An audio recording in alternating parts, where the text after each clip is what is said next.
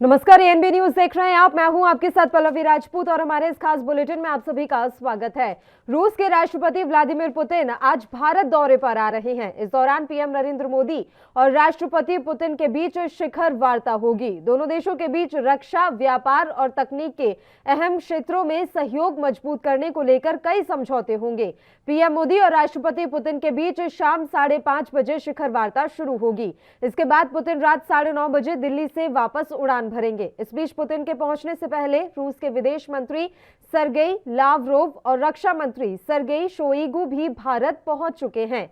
दोनों मंत्रियों ने अपने समकक्ष डॉक्टर एस जयशंकर और राजनाथ सिंह से मुलाकात की। इस मुलाकात के बाद अब बैठकों का दौर शुरू हो गया है। बता दें कि पुतिन की यात्रा के दौरान कई बड़े रक्षा सौदों पर हस्ताक्षर होंगे। दोनों देशों के बीच अगले 10 साल तक रक्षा सहयोग जारी रखने और इसके लिए फ्रेमवर्क बनाने पर मुहर लगेगी। रक्षा सहयोग के लिए reciprocal exchange of logistic agreement पर भी सहमति बनेगी। इसके अलावा सतह से हवा में मार करने वाली आधुनिकतम मिसाइल प्रणाली Igla S shoulder fired missile सौदे पर भी बातचीत होगी।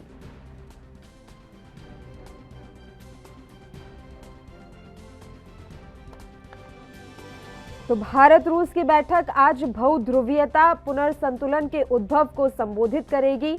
अति केंद्रित वैश्वीकरण के परिणाम को यह दिखाता है। आतंकवाद की लंबे समय से चली आ रही चुनौतियां, हिंसक उग्रवाद नई चुनौतियों में से एक है, ये कहना है विदेश मंत्री एस जयशंकर का। इसके अलावा राजनाथ सिंह ने भारत रूस की बैठक पर कहा कि हाल ही के दिनों में भारत रूस संबंधों में अभूतपूर्व तरीके से प्रगति हुई है। मैं आशा करता हूं कि ऐसी चुनौतीपूर्ण परिस्थितियों में रूस हमेशा भारत का प्रमुख सहयोगी बना रहेगा। दोनों देशों के बीच राइफल्स प्राइवेट लिमिटेड के माध्यम से AK-203 की खरीद के लिए भी करार किया गया है। यह अनुबंध 2021-2031 के सैन्य तकनीकी सहयोग कार्यक्रम के तहत किया गया है। भारत और रूस के बीच रक्षा समझौतों को लेकर हस्ताक्षर किए गए। जनरल सर्गी शोइगु और राजनाथ सिंह के बीच हुई बैठक के दौरान इन समझौतों पर हस्ताक्षर किए गए।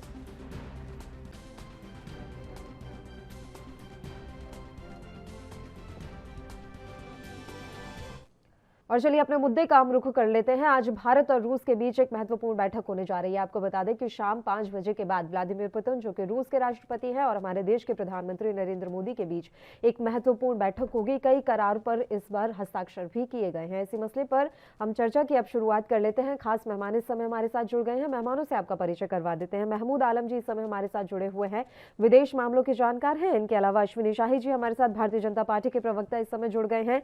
केवल ढींगरा जी प्रवक्ता हैं कांग्रेस के, वो भी हमारे साथ फोन लाइन पर जुड़ गए हैं। वहीं न्यूज रूम से मेरी सहयोगी मुस्कान इस समय हमारे साथ जुड़ी हुई है।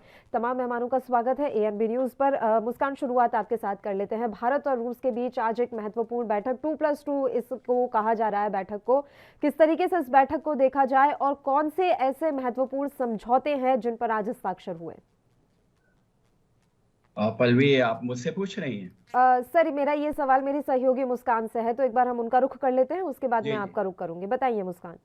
ये जो बैठक है पल्लवी, ये वाकई बहुत अहम बैठक है। वो इसलिए क्योंकि इसमें तमाम समझौते होंगे, तमाम अहम समझौतों पर तो वार्ता होगी, लेकिन सबसे अहम जो इसमें वार्ता है वो AK-203 असोल्ट राइफल है। वो राइफल अहम इसलिए हो जाती है क्योंकि उसका निर्माण भारत में होगा। यही वजह है कि वो सबसे अहम हो जाती है। और अब देखिए, अभी हाल ही में हमने रूस से समझौता किया था S-400 को लेकर, S-400 को लेकर जो समझौता हुआ था, उसमें अमेरिका ने भी किस तरीके से तमाम विरोध किया। अमेरिका ने दबाव बनाया कि भारत इस पर ना इतनी जो अहमियत है वो दे रूस को। लेकिन रूस जो है, रूस और भारत का पहले से ही डिफेंस को लेकर बहुत अच्छे संबंध है रूस और भारत के, और इतने अच्छे संबंधों के बावजूद रूस जो है वो अब भारत में आ रहे हैं। रूस के राष्ट्रपति जब आ रहे हैं तो ये वाकई बहुत अहम इसलिए भी हो जाता है क्योंकि AK-203 अगर हमें मिलती है क्यों, और इसमें निर्माण इसका भारत में होगा। इसमें सबसे अहम जानकारी ये है कि अगर AK-203 पर समझौता आज हो जाता है तो उसके बाद 70,000 के करीब जो है वो रूस में इसका निर्माण होगा, इस असोल्ट मिसाइल का। उसके बाद 7 7.3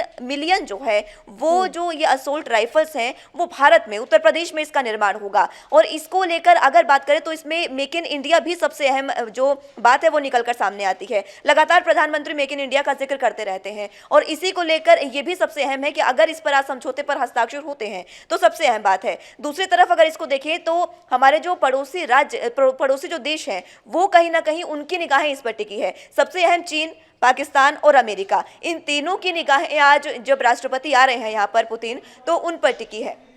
कारण इसलिए क्योंकि जब हमने S-400 का रूस के साथ समझौता किया था, जब S-400 हमें मिली, उसके बाद अमेरिका ने बहुत ही ज़्यादा दबाव बनाया था भारत पर कि आप ये जो S-400 मिसाइल है वो ना लें। क्योंकि देखिए भारत और अमेरिका के भी अच्छे संबंध है और भारत और रूस के भी अच्छे संबंध है, लेकिन रूस और अमेरिका के कुछ खास संबंध नहीं है। और ये तो साफ तभी जाहिर होता है जब 1971 में रूस जो है वो तमाम देशों से लड़ गया था सिर्फ भारत के लिए, जब समुद्र के जरिए रास्ता बनाकर तमाम चीजें की गई थी। उसके बाद अब आतंकवाद पर भी आज बैठक हो सकती है, जो बातचीत होगी। आतंकवाद में अगर बात करें सबसे अहम तो अफगानिस्तान की बात की जाती है। अफगानिस्तान में जिस तरीके से रूस का जिक्र था वहां पर, क्योंकि जब चीन और पाकिस्तान तालिबान का समर्थन करने उतरे थे उस समय कहीं ना कहीं रूस ने भी तालिबान का समर्थन किया था और उनके आचरण को बहुत अच्छा बताया था, पॉजिटिव बताया था और कहा था कि वहां पर तालिबानी सरकार बननी चाहिए। इसके बाद भारत जो है उसमें कहीं ना कहीं भारत और रूस के संबंधों में कुछ खटास आ गई थी, क्योंकि उस समय में हुआ यह था कि मार्च में जब बैठक हुई, रूस ने जब ये बैठक बुलाई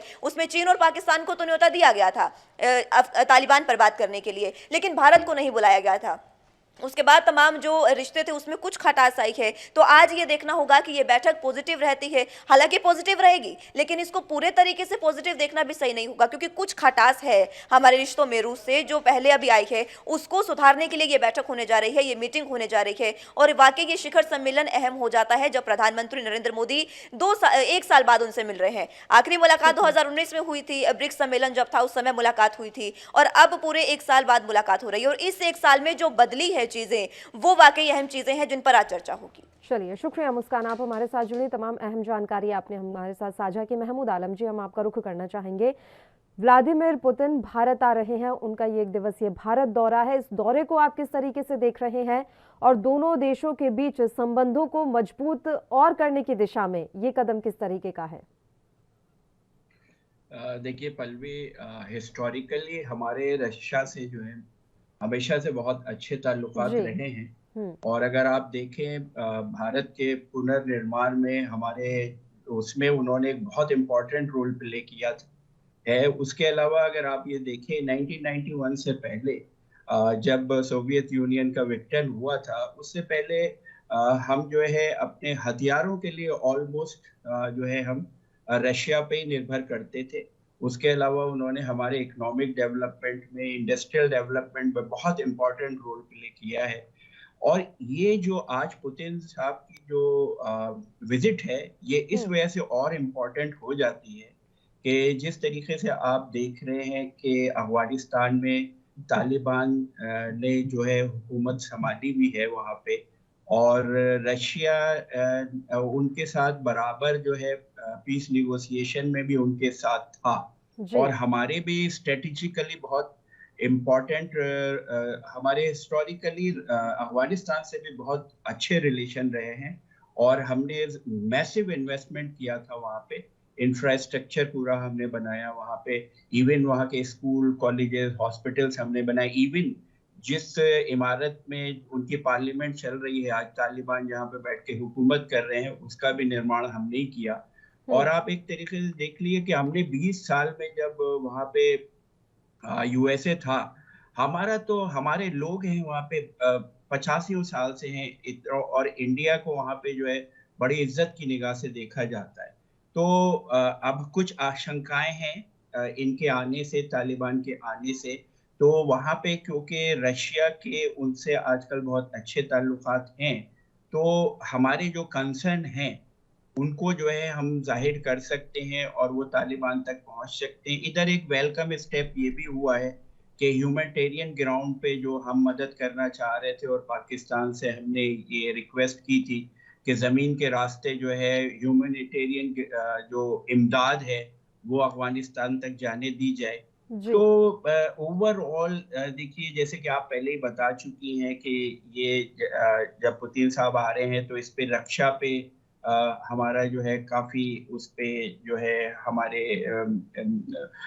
हस्ताक्षर होंगे, काफ़ी एग्रीमेंट्स होंगे। उसके अलावा व्यापार है, टेक्नोलॉजी है, ओवरऑल उसके अलावा देखिए जैसे कि रिक है, रशिया, इंडिया, चाइना, या एससीओ है, चाइना कोऑपरेशन ऑर्गेनाइजेशन। तो जो आज वर्ल्ड के हालात और पर्टिकुलरली इस इलाके के हालात जो चेंज हो रहे हैं, उसको मद्देनजर रखते हुए ये पुतिन की जो है बहुत इम्पोर्टेंट जो है विजिट है।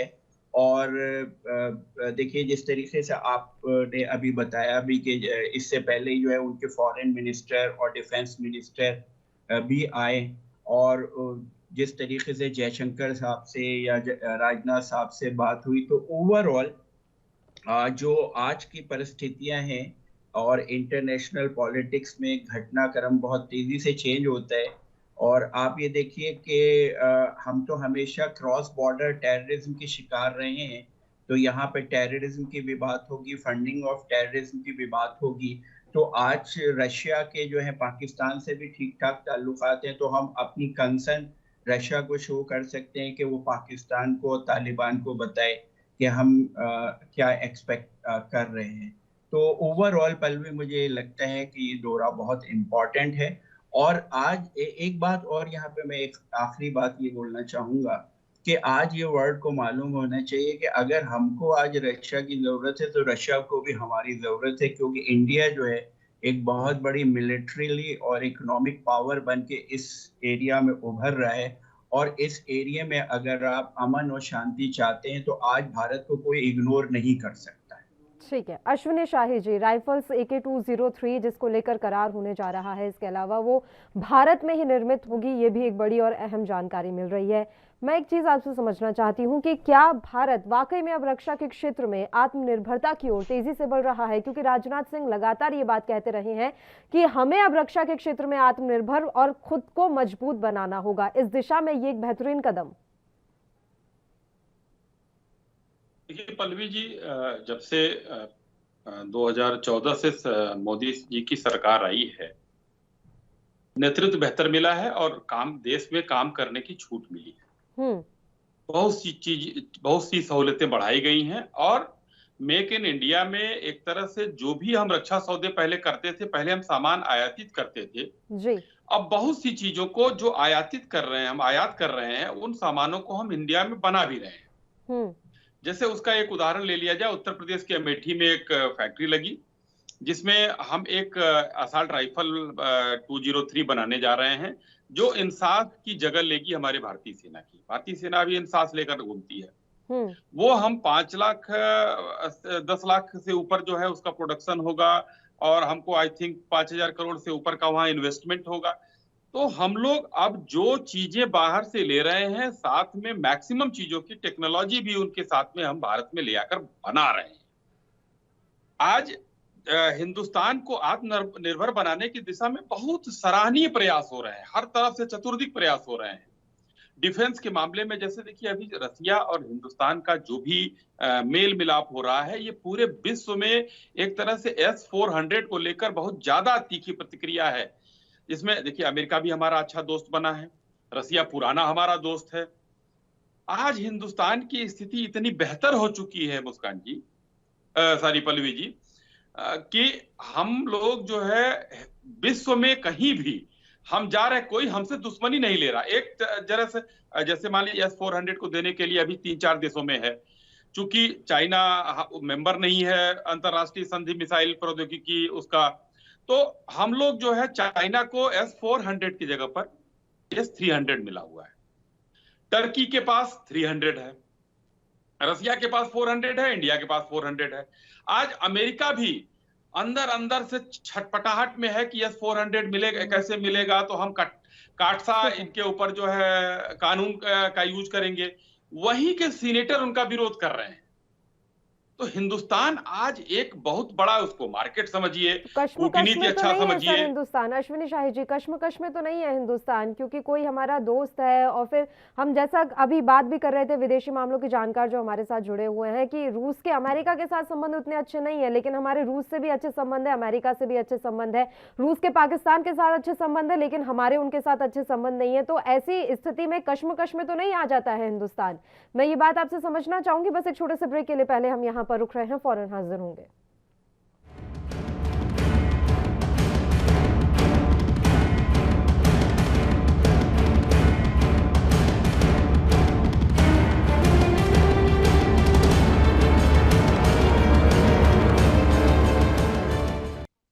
ब्रेक के बाद एक बार फिर से आप सभी का स्वागत है। चर्चा की शुरुआत कर लेते हैं। तीनों मेहमान लगातार हमारे साथ बने हुए हैं। अश्विनी शाही जी बताएं।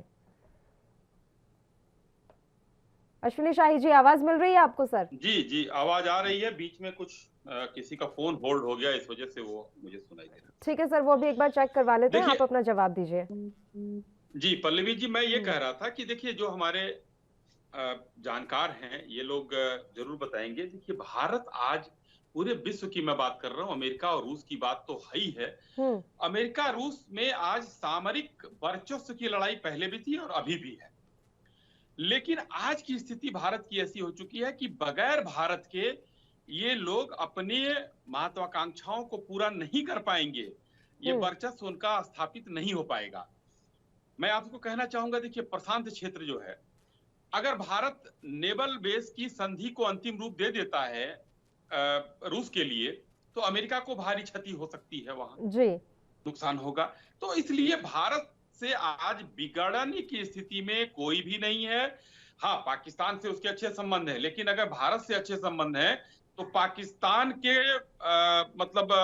संबंध उसका खराब हो बढ़िया हो, उस पर फर्क नहीं पड़ेगा, लेकिन हिंदुस्तान से उसके संबंध को वो आगे तक उसको ले जाना चाहेगा, क्योंकि भारत इस समय अपने आप को चतुर्दिक डेवलप कर चुका है, मजबूत कर रहा है।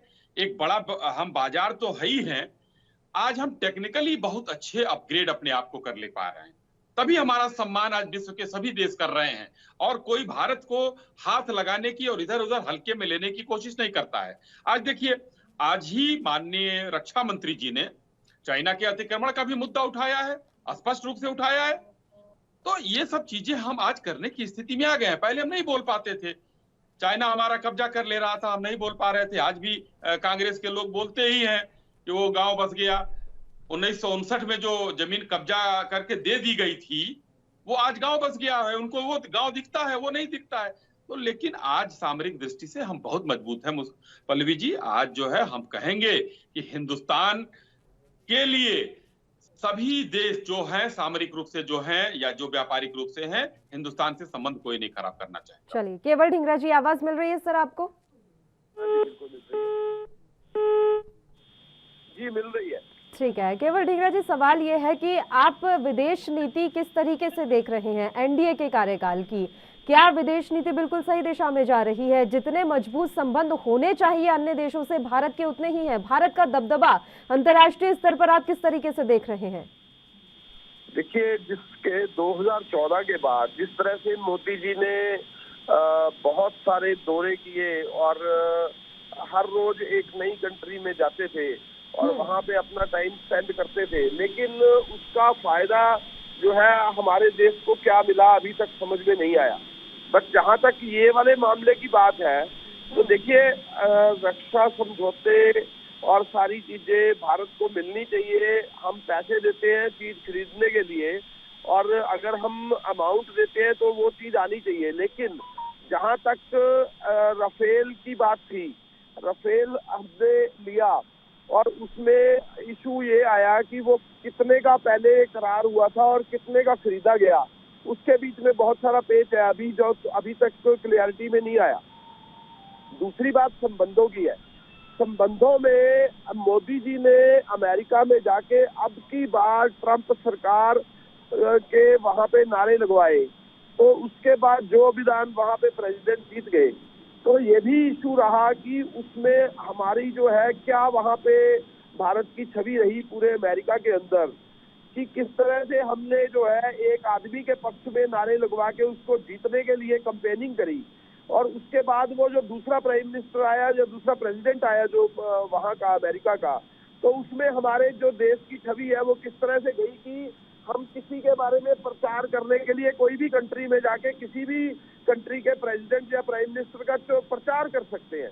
तो इससे हमारी छवि बहुत अच्छी हुई या धूमिल हुई, आप भी समझ सकती हैं। दूसरी बात, जो जिनपिंग थे, जो जिनको झूला जलाया गया था हमारे यहाँ पे लाके और हमारे इलाकों पे सारों पे कब्जा करके पिछले दिनों जो जिस तरीके से जो हमारे फौजियों की जो हालात हुई, जिस तरह से उनको बगैर हथियारों के उनके साथ फाइट की गई और उनके साथ बुरा बर्ताव हुआ, उसको भी आप समझ सकते हैं कि किस तरीके से हमारे जो बहुत अच्छी छवि जो है या हमारे बहुत अच्छे जो चाइना के साथ संबंध रहे हैं। इसी तरीके से जो जितने भी हमारे बॉर्डर स्टेट लगते हैं आसपास, चाहे वो बांग्लादेश हो, चाहे वो चाइना हो, चाहे वो पाकिस्तान हो, चाहे श्रीलंका हो, किस तरह से हमारे जो है चाहे नेपाल हो, किस तरीके से हमारे जो छवि रही है भारत की, जो वो सारे देश को मालूम हुई 7 सालों के अंदर। किस तरह से नेपाल ने जो हमारे साथ बहुत अच्छे से चलता था और किस तरीके से जो है वो हमारे साथ मुखर हो गया और हमारे साथ सीधा जो संबंध के लिए टकराव ले लिया। जिस तरह से मोदी जी ने वहां पे जाके हिट फार्मूला दिया था, हिट फार्मूला के तहत उनको वो पसंद नहीं आया और हमारा देश जो है वो अलग थलग खड़ा हुआ और उनकी और हमारी जो आपस में सपोर्ट थी वो बंद हो गई। ये जो 7 साल के अंदर मोदी जी ने जो छवि बनाई पूरे देश वर्ल्ड के अंदर, ये सारे देश को, सारे देशों को मालूम है और भारत की छवि भारत को भी मालूम है। जहां तक ये अपनी बढ़ाई करने की बात करते हैं, हम ये ला रहे हैं, हम ये कर रहे हैं, आज हम कोई भी चीज पैसा दे और खरीद सकते हैं, लेकिन आप मुझे देखिए, जापान से हमारी बुलेट ट्रेन आनी थी, जो बुलेट ट्रेन आज तक समझ में नहीं आ रहा वो सीटी कहाँ बजी। और सारे ही जो प्रोजेक्ट जितने भी मोदी जी ने तय किए 7 साल के अंदर, वो सारे प्रोजेक्ट ओनली गुजरात के लिए थे, पूरे देश वर्ल्ड का कोई देखने का बात नहीं था। ये अभी नई बात आई क्योंकि यूपी में चुनाव है तो अमेठी की बात चल रही है।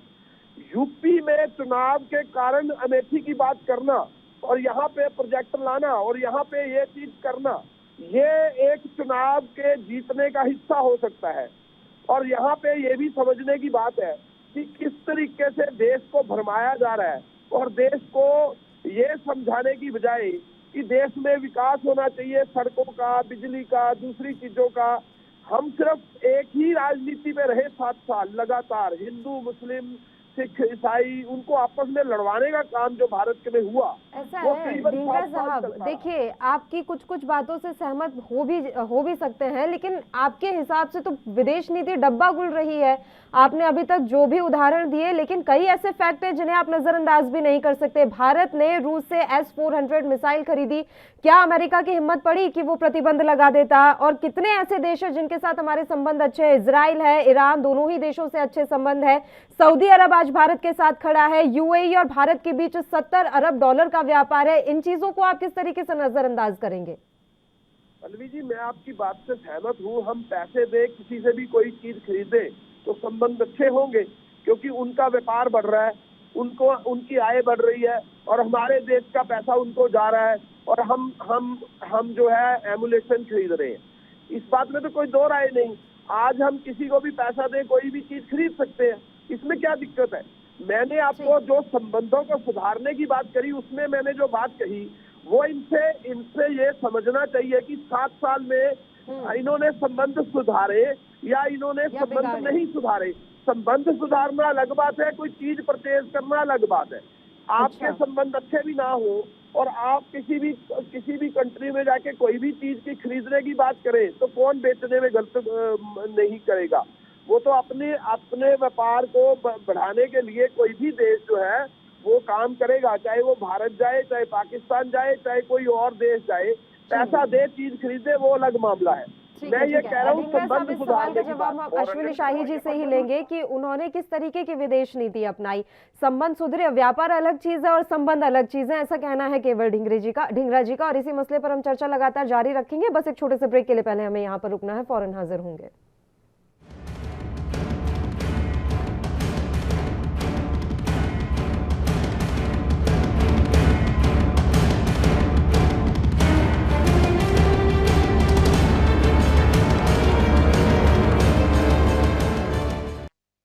ब्रेक के बाद एक बार फिर से आप सभी का स्वागत है। चर्चा की शुरुआत कर लेते हैं। मेहमान लगातार हमारे साथ बने हुए हैं अश्विनी शाही जी। ब्रेक पर जाने से पहले केवल ढींगरा जी की तमाम बातों को आपने सुना और आपकी विदेश नीति पर उन्होंने एक बड़ा सा प्रश्न चिन्ह खड़ा कर दिया है।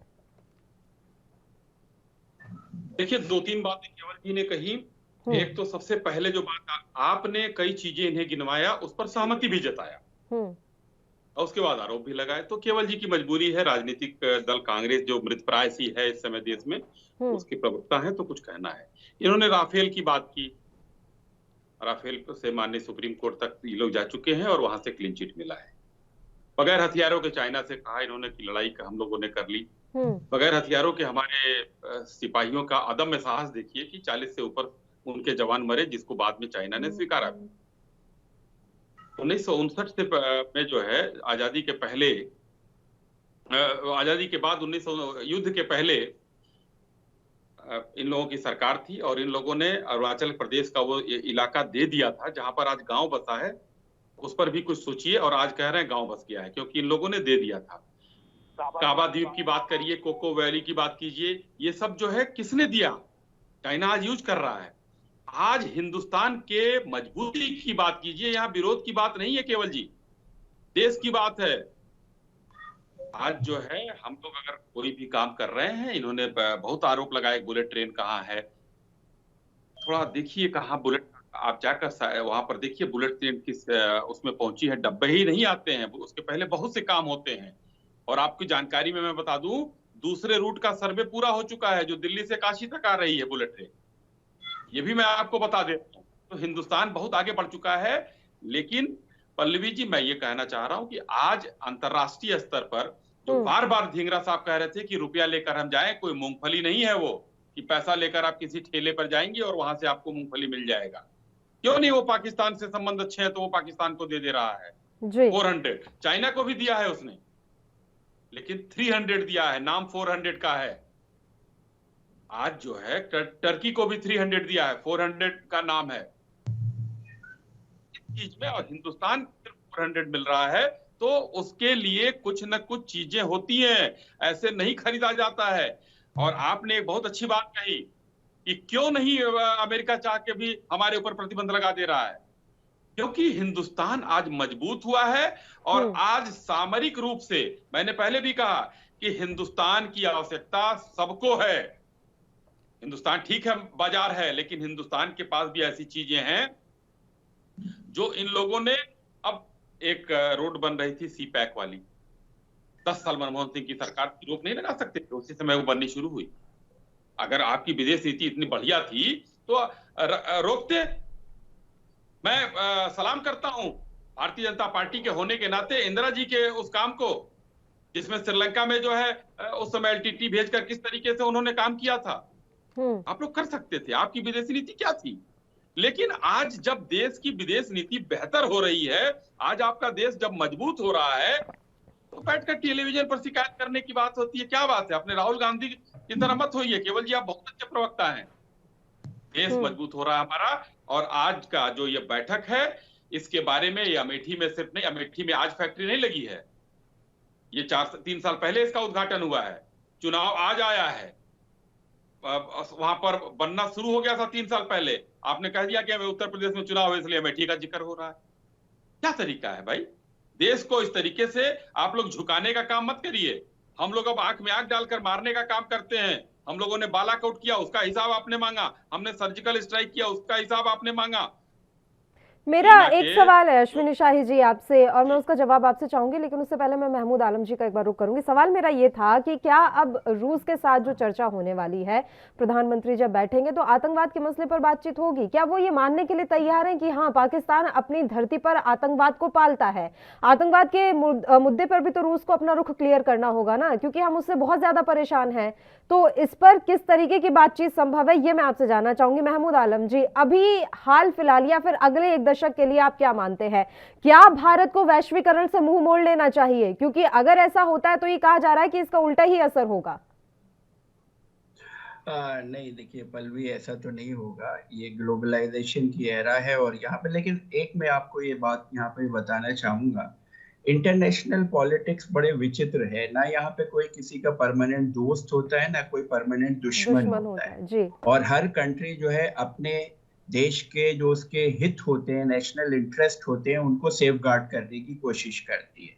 डेफिनेटली टेररिज्म पे बात होगी, क्योंकि रशिया को भी अच्छे तरीके से मालूम है और हम बिल्कुल इसको उठाएंगे। और एवरीबॉडी नोज, पूरे वर्ल्ड में मालूम है, पाकिस्तान आज भी ग्रे लिस्ट में है।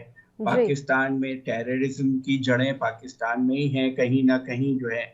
और आज जो है रशिया के उनसे ताल्लुकात ठीक हैं, तो हम रशिया से बोल सकते हैं कि भाई आप पाकिस्तान को देखिए, हम नहीं, देखिए हम जो हैं एक शांतिपूर्ण देश हैं, हम में आज इतनी ताकत है कि हम पाकिस्तान को सबक सिखा सकते हैं और सिखाया भी है, लेकिन हम ये नहीं चाहते।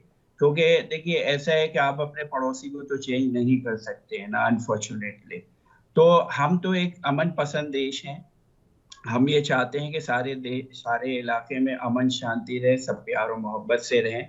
लेकिन हम जो है क्रॉस बॉर्डर टेररिज्म का शिकार रहे हैं, तो 100% ये बात करेंगे। जहां तक मुझे लग रहा है ये एजेंडा में होगी, उस पर किया जाएगा। और सिर्फ इसी पे नहीं होगी बात, इसमें इंटेलिजेंस शेयरिंग की बात भी होगी, फंडिंग की बात भी होगी। और उसके अलावा देखिए यहाँ पे पल्लवी जी, मैं एक बात और यहाँ पे बोलना चाहूंगा आपसे कि ये बात हो रही थी कि S-400 देने के बावजूद जो है अमेरिका जो है इंडिया पे प्रतिबंध क्यों नहीं लगा पाया। उसकी साफ वजह ये है कि आज इंडिया इतना ताकतवर हो चुका है इस रीजन में, वो इतना इम्पोर्टेंट रोल प्ले कर रहा है कि कोई भी वर्ल्ड की पावर इंडिया को आज ये आप मानते हैं ना सर कि ये विदेश नीति का ही कमाल रहा, ये पूरा जो रणनीति अपनाई गई उसी का कमाल रहा? देखिए मैं यहाँ पे एक बात सिर्फ ये बोलूंगा कि देखिए देश ऊपर है जी, देश ऊपर है। हो सकता है कि हमारी पॉलिटिकल आइडियोलॉजीज डिफरेंट हो, डिफरेंट ओपिनियन हो, लेकिन जब देश की बात होती है तो सबको एक आवाज में जो है यहाँ पे बात करनी चाहिए। तो मैं वहाँ पे एक स्ट्रेटेजिकली आपको बात बताना चाह रहा था, वो ये बताना चाह रहा था कि आज अमेरिका को भी मालूम है कि अगर चाइना को इस एरिया में कंटेन करना है तो इंडिया ही कर सकता है। तो ये मैं आपसे बोल रहा था ना कि हर कंट्री जो है अपनी इंटरेस्ट की जो है नेशनल इंटरेस्ट को जो है वो करने की अपनी फॉरेन पॉलिसी के जरिए उसको हासिल करना चाहती है। उसके अलावा देखिए यहाँ पे जो है इस वक्त देखिए जब 1991 में जो सोवियत यूनियन का विघटन हो गया तो सिर्फ एक ही ध्रुवीय विश्व रह गई थी, एक सुपर पावर जो थी सिर्फ यूएसए था। लेकिन आज उसको कहीं ना कहीं चाइना भी एक पावर बन रहा है। तो वो जो है अमेरिका जो है थ्रू इंडिया के और रशिया को मतलब इंगेज कर सकता है कि आप जो है चाइना से बात कीजिए, क्योंकि आज चाइना और रशिया के बहुत अच्छे रिलेशन है। देखिए आप सोच नहीं सकती हैं कि बैकडोर क्या क्या बातें होती हैं इंटरनेशनल पॉलिटिक्स में। लेकिन ओवरऑल अगर मैं यहाँ पे इस पे वापस इस ये जो आज हमारी जो मीटिंग हो रही है अगर उस पे वापस आऊं तो आज ये बहुत इम्पोर्टेंट मीटिंग है। और देखिए ये जो है फॉरेन पॉलिसी जो है एक कंटिन्यूअस प्रोसेस होता है और उसमें जो है आपके वक्त के साथ जो घटनाक्रम चेंज होता है, जो एनवायरनमेंट चेंज होती है, उसके हिसाब से आपको जो है अपने एक्शन लेने होते हैं। तो आज रक्षा देखिए रशिया को भी जो है एक मार्केट की जरूरत है और इंडिया एक बहुत बड़ा मार्केट है। उसके अलावा हमको भी मालूम है कि रशिया इंपॉर्टेंट रोल प्ले कर सकता है इसके लिए। तो इंटरनेशनल पॉलिटिक्स में लेकिन एक बस सिर्फ यहाँ पे और लास्ट में अपनी बात कहना चाहूंगा कि देखिए जहां तक टेररिज्म का सवाल है वहां पे मैं ये बोलना चाहूंगा आपको कि ये हमारी लड़ाई है और हमें खुद अपनी लड़ाई लड़नी होगी।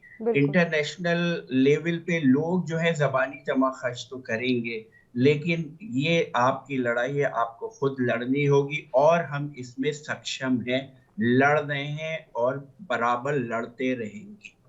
बिल्कुल, लेकिन एक दोस्त से रुख स्पष्ट करवाना ये मुझे नहीं लगता कि गलत है, कि अगर आप दोस्ती का इतना ढिंढोरा पीटते हैं, तो अगर हम चाह रहे हैं कि वो अपना रुख स्पष्ट करें, किस तरह का वो रुख रखते हैं इस पर, तो इसमें कुछ गलत नजर आ रहा है महमूद साहब?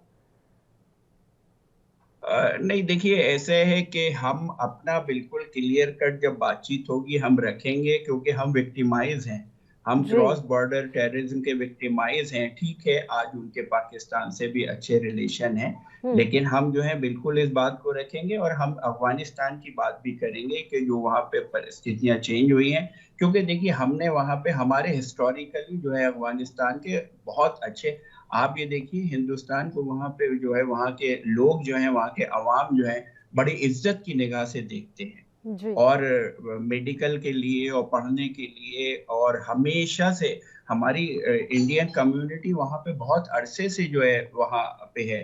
तो बिल्कुल हम ये चाहेंगे, अपने हितों की रक्षा करना चाहेंगे, और हमने इतना ज़बरदस्त इन्वेस्टमेंट किया है वहाँ पे, वो भी चाहेंगे।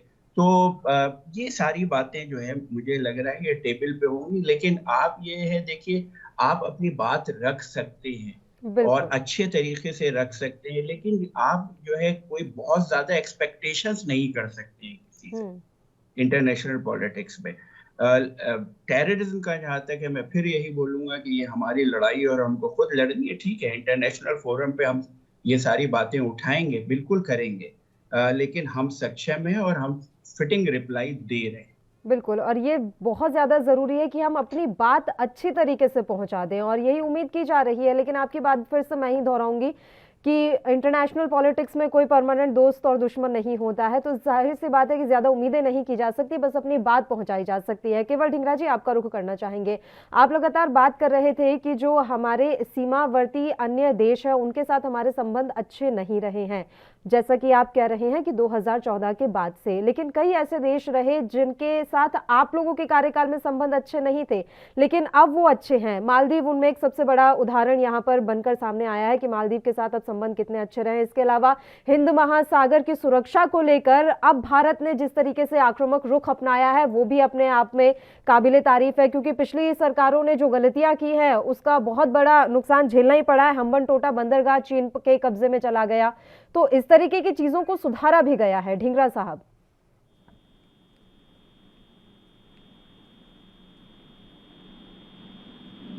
आवाज मिल रही है आपको केवल जी?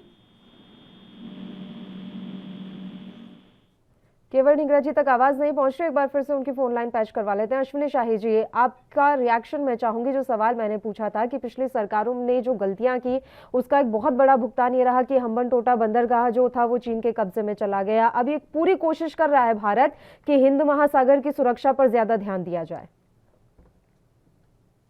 जी पल्लवी जी, देखिए हिंदुस्तान इस समय चारों तरफ जो है अपने सामरिक हितों की रक्षा के लिए, अपने देश के जो जो जगह पे है उसकी रक्षा के लिए पूरी तरीके से प्रयास में है। अभी देखिए इसमें हम मजबूत बनकर इसलिए उभरे हैं कि 370 का विरोध अमेरिका ने नहीं किया। हमारे जी। साथ था, वो हमारे साथ था, क्योंकि चाइना उस समय विरोध कर रहा था, पाकिस्तान के साथ था। तो हम कहीं ना कहीं अगर मजबूत हुए हैं उसी में। देखिए ऐसा ही कुछ सीए और एनआरसी को लेकर भी था शाही साहब, उसको लेकर भी इंटरनेशनल लेवल पर कोई ज्यादा बवाल हुआ नहीं हुआ। टर्की के ऊपर प्रतिबंध लगाए गए, हिंदुस्तान के ऊपर प्रतिबंध नहीं लगाए गए। नई बात, जब 3 साल पहले ये डील हुई S-400 की, और आज जो है पुतिन जी के आने के पहले 2 यूनिट जो है वहां से रवाना भी हो गई।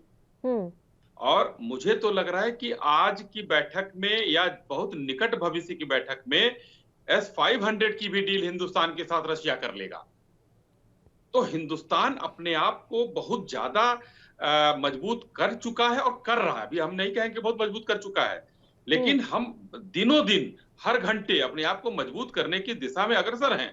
तो इसके लिए सिर्फ और सिर्फ ये असलहे और हथियार खरीदने की बात नहीं होती है, इसमें आपकी विदेश नीति, आपकी कूटनीति भी बहुत बड़ा महत्व रखती है कि आपको पूरे विश्व में देखिए, अभी हमारे राजनीतिक विदेश मामलों के जानकार साहब ने बताया कि न दुश्मनी न दोस्ती, ये बहुत लंबी नहीं रहती है, ये यहाँ पर बदलते रहते हैं मायने, कहां पर उनका हित है, कहां पर हमारा हित है, उसके हिसाब से दोस्ती दुश्मनी बदलती रहती है। तो ये है, जैसे पाकिस्तान से हमारा मेल नहीं हो सकता, ऐसे बहुत कम देश ऐसे पाए जाते हैं। तो बाकी जगहों पर अपने आप को मजबूत करके उभरता हुआ एक भारत आज विश्व जान गया है कि हिंदुस्तान के बगैर हमारी बहुत सी चीजें संभव नहीं है, और हिंदुस्तान को उनकी आवश्यकता है। तो उनकी चीजों को लेकर जो आत्मनिर्भर भारत का नारा माननीय मोदी जी ने दिया हुआ है, कुछ दिन बाद देखिए आज हम कई चीजों का उत्पादन अपने देश में कर रहे हैं। पहले टेक्नोलॉजी नहीं आती थी, मैंने पहले अपने ओपनिंग रिमार्क में कहा टेक्नोलॉजी नहीं आती थी, पहले सिर्फ सामान खरीद के चला आता था। आज टेक्नोलॉजी भी आ रही है, और जो चीजें आ रही वो यहाँ पर बननी शुरू हो जा रही हैं साल भर 2 साल के बाद। आत्मनिर्भरता की ओर तेजी से हम अग्रसर हो रहे हैं। सब मैं आपकी पूरी बात सुनूंगी, बस एक छोटे से ब्रेक के लिए पहले हमें यहाँ पर रुकना है, फौरन हाजिर होते हैं।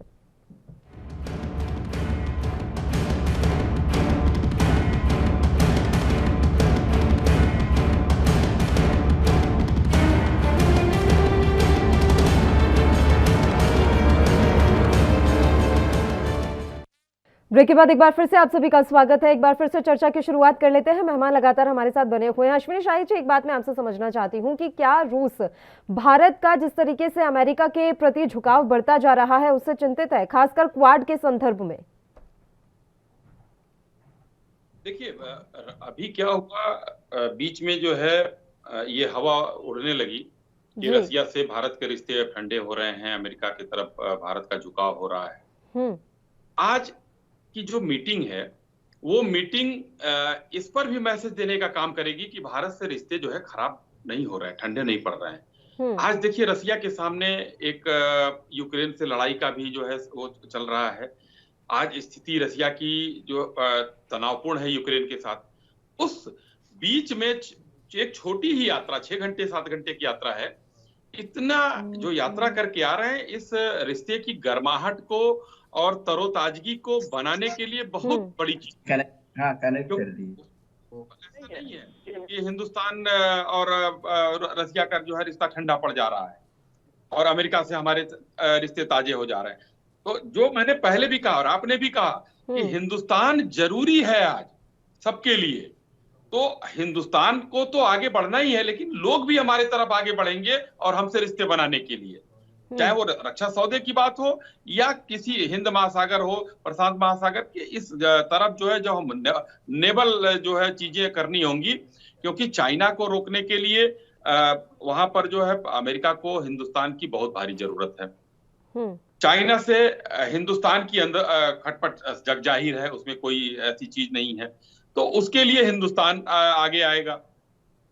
अमेरिका और रसिया का लफड़ा पुराना है, उसके लिए भी रसिया के लिए अमेरिका जो हिंदुस्तान जो है ज्यादा मुफीद रहेगा। तो चीजें कई तरह के तरीके से रहती हैं जो एक दूसरे के साथ लेकर बढ़ती हैं, और ऐसा कुछ नहीं कहा जा सकता है कि अमेरिका की तरफ ही भारत का झुकाव है और रसिया की तरफ नहीं है, या रसिया की तरफ है अमेरिका की तरफ नहीं है। मैं ये जानना चाह रही थी सर कि चिंतित तो नहीं है, लेकिन खैर आपने क्लियर कर दिया है कि नहीं, चिंता जैसी कोई बात नहीं है। बीच में से कि 2018 में हुई थी पिछली बार मुलाकात, उसके बाद काफी सारे ऐसे बड़े बड़े इंसिडेंट हुए हैं जो ये सोचने पर मजबूर कर रहे थे कि दोनों देशों के बीच अब संबंध क्या उतने गहरे रह गए हैं जितने पहले हुआ करते थे। और अफगानिस्तान का जो केस है वो हालिया है, तो ऐसे में ये जानना बेहद जरूरी हो जाता है कि गर्माहट अभी बरकरार है या फिर ठंडी हो गई है। एक बार फिर से महमूद आलम जी मैं आपका रुख करना चाहूंगी। डॉक्टर आलम, आवाज मिल रही है आपको? ये हाँ, शायद कनेक्ट होने की कोशिश कर रहे हैं डॉक्टर महमूद आलम, उन तक अभी आवाज नहीं पहुंच पा रही है। अश्विनी शाही जी, दोनों नेताओं के बीच में व्यक्तिगत संबंध भी बहुत अच्छे हैं, चाहे वो पुतिन हो या इधर से अपने प्रधानमंत्री मोदी हो, एक दूसरे की तारीफ करते थकते नहीं है, खुले मन से दोनों नेता एक दूसरे की तारीफ करते। तो ये तो देखने में आता है कि व्यक्तिगत संबंध बेहद ही अच्छे हैं। ये जो पारस्परिक भाव है वो व्यवहारिक रूप इस बार की मीटिंग के बाद ले सकेगा? देखिए, अभी हमारे कांग्रेस के नेता जुड़े हुए थे, उन्होंने कई चीजें वो झूला झुलाया और ये किया। इधर माननीय मोदी जी के जो रिश्ते हैं वो जिस भी देश के राष्ट्राध्यक्ष से हुए हैं उनके व्यक्तिगत और अच्छे संबंध बने हैं। तभी अभी जाकर कुछ दिन पहले देखिए बयान आया था इजराइल का कि आप हमारे देश की हमारी पार्टी ज्वाइन कर लीजिए। एक मजाकिया लहजे में ही था, लेकिन जो है इस तरीके की बात आई थी। कितने पॉपुलर हैं ये दर्शाता है कि आपके देश का प्रधानमंत्री अगर अमेरिका जाकर किसी का सिख है वो प्रचार कर रहे हैं, वो भी किसी न किसी नीति के तहत ही होगा। ऐसे कोई प्रधानमंत्री और मोदी जी जैसा प्रधानमंत्री तो नहीं जाता है। अब इजराइल में पोस्टर लगे थे इनके, तो इस तरीके का जो भी हो, अब ओबामा साहब के साथ जो है माय फ्रेंड ओबामा कह के बात करते थे, अभी तक ऐसी चीजें नहीं होती थी, एक दूसरे के कंधे पर हाथ रख के। और अभी जो पिछले महीने में जो मीटिंग हुई है उसमें देखिए किस तरीके से कितने सारे नेता किस तरीके से बात कर रहे थे माननीय मोदी जी से। तो इन सब चीजों को ये देखने के लिए कि व्यक्तिगत जहां माननीय मोदी जी जाते हैं वो व्यक्तिगत रिश्ते बनाते हैं, तो कहीं न कहीं अगर कोई हमारा विरोध भी करता है, चलिए विरोध करने की इच्छा भी रखता है, तो उन व्यक्तिगत रिश्तों पर आकर एक बार उसको सोचने को मजबूर होना पड़ता है कि यार हमारे अच्छे रिश्ते हैं भारत से, और भारत से हमको बनाकर चलने में इस समय बेहतर है, क्योंकि भारत एक उभरती हुई अर्थव्यवस्था भी है और उभरती हुई शक्ति भी है। तो जो इसलिए हमको भारत के साथ मिलकर चलने में आसानी रहेगी। देखिए एक तरफ पुतिन भी अपने फिजिक को लेकर हमेशा जो है चिंतित रहते हैं और हमेशा चीजें ठीक ठाक करते रहते हैं, स्पोर्ट्समैनशिप है उनके अंदर। माननीय मोदी जी के अंदर भी योगा से लेकर सब चीजों का है, ये भी अपने आप को फिट रखने में बेहतर रखते हैं, तो काफी समानताएं भी हैं दोनों लोगों में। इस चीज को लेकर कहीं भी अगर इसको नेगेटिव परसेप्शन न सेट किया जाए तो दोनों लोग इस समय बहुत बढ़िया तरीके से अपने अपने देश को लेकर आगे जाने में सफल हो रहे हैं। बिल्कुल, वो संतुलन बनाकर आगे बढ़ने वाली बात है। संतुलन बनाकर आगे बढ़ना जरूरी है ताकि एक दूसरे के साझेदारों को नाराज ना कर दिया जाए। डॉक्टर महमूद आलम, आवाज पहुंच रही है सर आप तक? जी जी आलम साहब, क्योंकि समय की कमी है तो मैं आखिरी रिएक्शन आपसे चाहूंगी, आने वाले दशकों के लिए किस तरह का सुझाव आप देना चाहेंगे ताकि इसी तरीके से जिस तरीके से अभी हम आगे बढ़ रहे हैं ये गति ऐसे ही जारी रहे और किसी की नाराजगी ना झेलनी पड़े? नहीं, देखिए आज तो पल भी हम इस पोजीशन में है कि हमको तो बार्गेन करना चाहिए और हमको फायदा उठाना चाहिए। जब अगर वर्ल्ड को हमारी जरूरत है तो जो आज हमारी स्थिति है हमको भी अपनी क्लियर कट बात रखनी चाहिए और वो सारी चीजें हमको हासिल करनी चाहिए।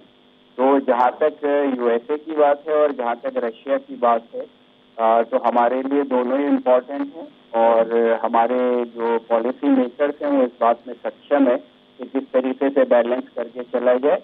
लेकिन आज हम इस पोजीशन में है, अगर वर्ल्ड को हमारी जरूरत है तो हमें भी जो है अपना बार्गेन करना चाहिए और मैक्सिमम फायदा उठाना चाहिए इन हालात में। जो भी हो बिल्कुल बिल्कुल सर, समय की कमी है इसलिए बीच में मैं आपको रोक रही हूँ। बहुत बहुत शुक्रिया दोनों ही मेहमानों का तमाम चर्चा करने के लिए आप हमारे साथ जुड़े। तो आपको बता दें कि रूस के राष्ट्रपति व्लादिमीर पुतिन भारत दौरे पर आ रहे हैं और इस दौरान दोनों ही देशों के नेताओं के बीच कई बड़े मुद्दों पर चर्चा करने की संभावना है। इसी के साथ इस बुलेटिन में इतना ही। मुझे दीजिए इजाजत। देश और प्रदेश की तमाम ताजा खबरों के लिए आप बने रहिए हमारे साथ। नमस्कार।